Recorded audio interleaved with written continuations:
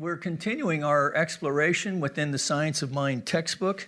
So this is what we're working with are the first four Roman numeral chapters of the textbook. It's really what we're doing here, the practice condensed in these first four Roman numeral chapters. So if you joined us last week, you know that we looked at the thing itself, which is another way of saying the many ways of God. And in this chapter, Holmes speaks to the idea and introduces the reader to the notion that the science of mind, he's recognizing that right off the bat, that the science of mind isn't something that he thought up. The science of mind is not the revelation of any one individual, but rather the culmination of many individuals.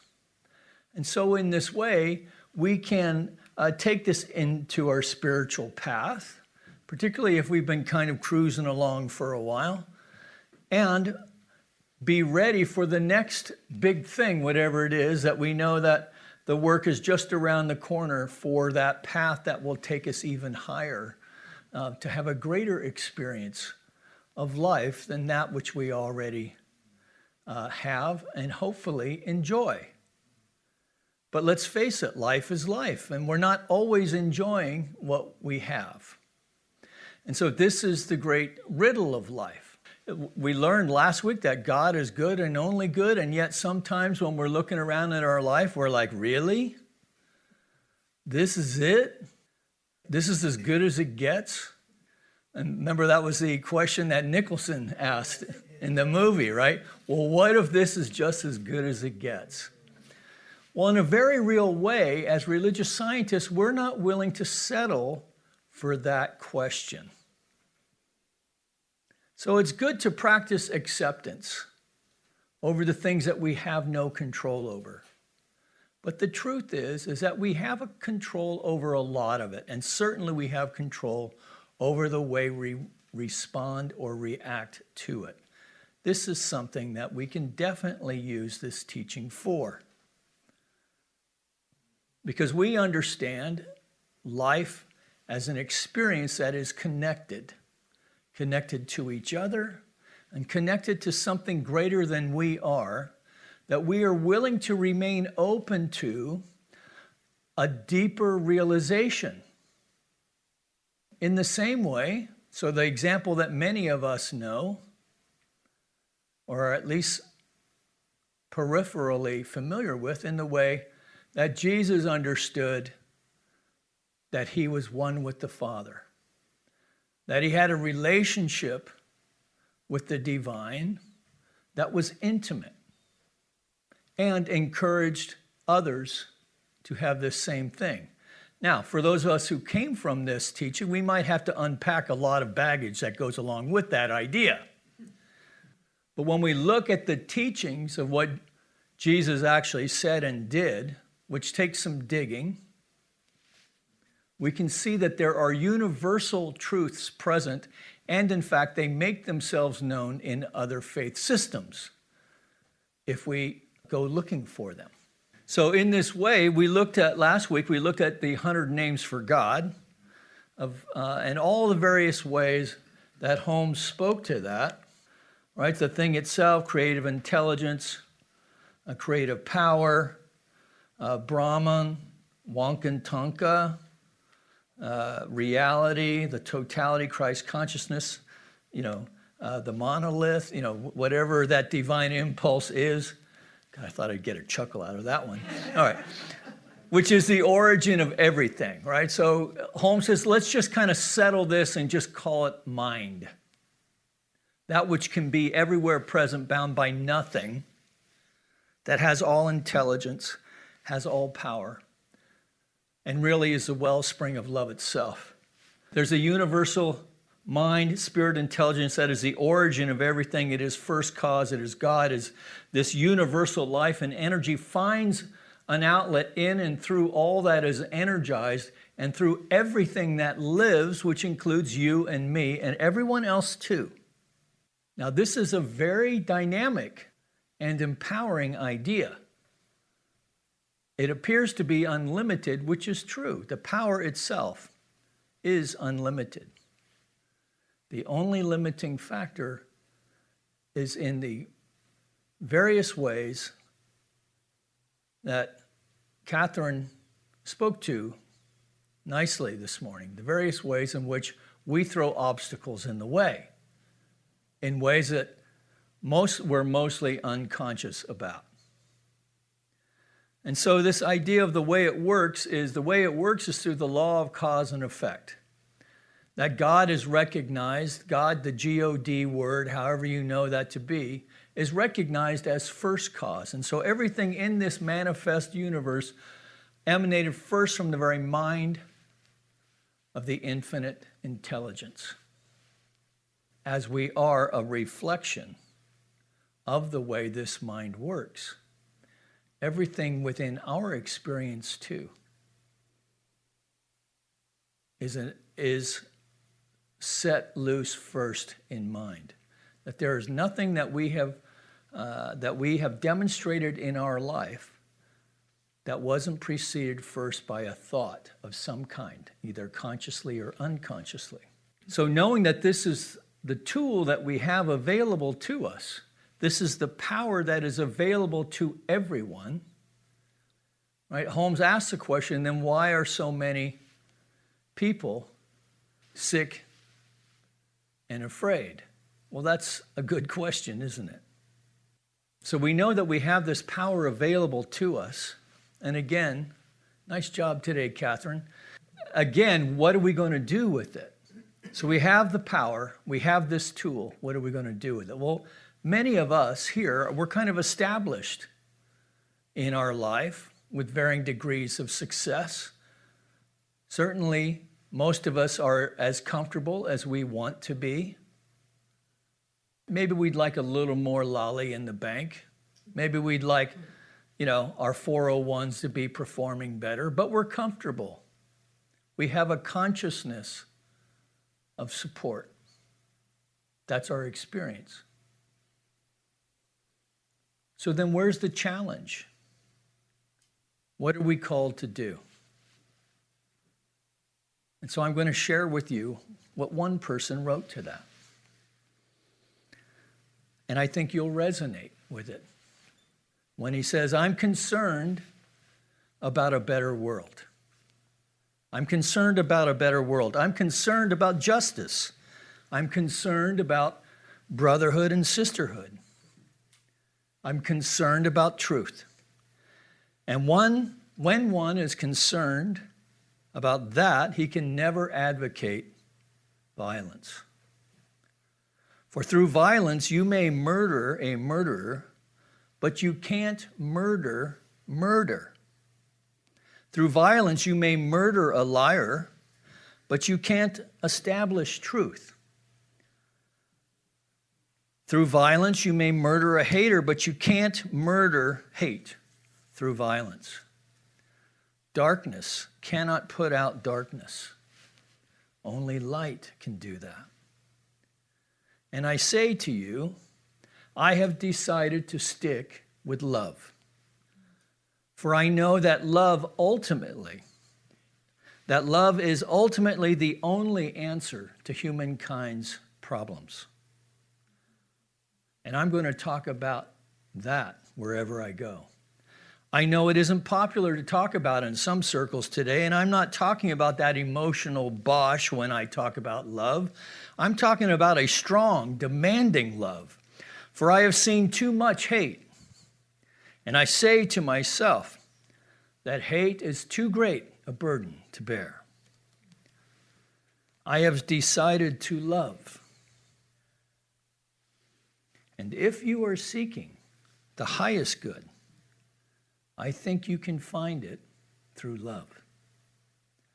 And the beautiful thing is that we aren't wrong. We aren't moving wrong when we do it, because John was right. God is love. He who hates does not know God, but he who loves has the key that unlocks the door to the meaning of ultimate reality. And so I say to you today, my friends, that you may be able to speak with the tongues of men and angels, that you may have the eloquence of articulate speech, But if you have not love, it means nothing.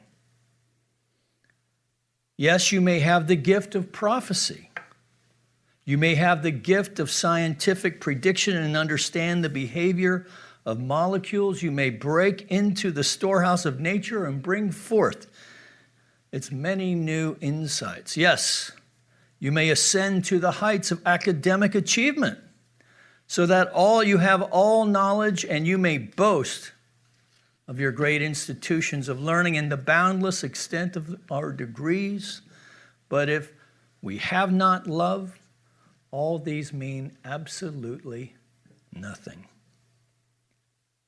We may give our goods to feed the poor. We may bestow great gifts to charity. You may tower high in philanthropy. But if you have not love, your charity means nothing. You may even give your body to be burned and die the death of a martyr. And your spilt blood, a symbol of honor for generations yet unborn, and thousands may praise you as one of history's greatest heroes. But if you have not love, your blood was spilt in vain. What I'm trying to get you to see this morning is that a man may be self-centered in his self-denial and self-righteousness and self-sacrifice. That his generosity may feed his ego, his piety may feed his pride. So without love, benevolence becomes egotism, and martyrdom becomes spiritual pride. Now, these are the words of Martin Luther King. You may have recognized some of that. And I think it's a good reminder for those of us who are religious scientists, particularly longtime practitioners of the teaching. I think sometimes we can spend so much time patting ourselves on the back for our mighty consciousness. Because the truth is that you are all phenomenal people. That's the truth. There isn't one among you who isn't a loving, caring person. Because I've witnessed it. I'd like you to be a little kinder to yourselves sometimes. But in the human condition, that seems like the final frontier sometimes. The way it works is through this law of cause and effect. So what thought are we now willing to engage in to unleash the infinite power of the living Spirit into ways of infinite possibilities for good that can lift not only our own life, but the lives of those around us? And all it takes is one or two. We don't have to be Dr. King. We just have to be the best me. That's what we're called to be. How can each one of us individually be the wellspring of love itself right where we stand in everything we do? Whether we're behind the car or in the line at the grocery store or even at the DMV. Well, we have some work to do, don't we? But we have tools. We have tools. And all that's really required is our best effort in that moment. Our best effort in that day. Knowing that the tendency of our thought up until now has created the character that we currently are. And so this being so, we know that as we shift and lift the tendency of our thought away from that which we don't want, or without even which we have been willing to settle for, right? It's time to be done with settling and to understand that there's a much more powerful way to live, that we can go from being passive in life to being much more active by allowing. Really, it's just a now allowing. So the teacher said, knock and I shall enter. So the power's there. And where is it? It's inside, in our heart. We don't even really have to figure it out. So many of us are locked into the thinking, okay, testimony. I'm so locked into the thinking side of it. That heart side's, that's just a little too soft for me, man. I don't mind being seen as having a big heart. I just don't want to be seen as being a wuss. I don't know what that is. What is that, Scott? Testosterone. Is that what it is? Yes. Maybe I got to lay off that ointment. I don't know. The practice of science of mind calls for positive understanding of the spirit of truth. Willingness. Willingness. We can do that. In other words, we don't have to reinvent the wheel. We just need to have the willingness to let the inner spirit guide us with the conscious knowledge that the law of the Lord is perfect. Now, sometimes that means we demonstrate what we don't want. I was told as a little kid, I had osteomyelitis when I was a kid. I spent my whole summer in the hospital. So if you've ever seen someone who has a large lift on one shoe and they're to match their other leg, that's what they had. Some doctor told my dad, well, he'll never play tackle football. Which that was like the worst thing to say, because what happened? I got obsessed with playing tackle football, and you know what? The doctor was right. I had no business being out there. I mean, the first time I touched a football, I broke my little finger. It's still crooked. So I don't know why it lands one way and not the other. But what I do know is that the mind, spirit, intelligence in which we find ourselves is as much of the original creative God as we understand. And then to be okay with knowing that we are on a path for which we remain spiritually curious. So this is what this workshop next week is about, really, being spiritually curious. Because it's not about physically murdering anyone, but about healing the stuff that's deep within ourselves that allow us to communicate thought crimes in unconscious ways. So because we're working with the tendency of our thought to create a new situation. If we can change the thought, we can change the language. If we change the language, we can change our experience. But we need to unpack that old stuff that's in there. I love this graphic because, it just, and really, if it should have like an ankle thing with like tons like Jacob Marley with lock boxes dragged behind us, right? That gets so old. In our ignorance of the truth, we have misused the highest power we possess. It is the misuse of this power which has brought on the very conditions from which we suffer. So that ultimately the power which appears to bind us is the only power in the universe which can free us. It is done unto you as you believe. If we suffer, it's because we are ignorant of our true nature. So all that's really necessary is to create a consciousness, really, of setting ourselves free. And how do we set ourselves free? By creating a willingness of allowing this infinite power and presence, which may have us baffled in its expression, but to still know and to lean into it and to know that ultimately God is working for us and working through us. So let's take a deep breath on that. I have this image here. This reminds me of my buddy Dwayne, who I grew up with when he's no longer with us. That we too have that within us, that joy for life.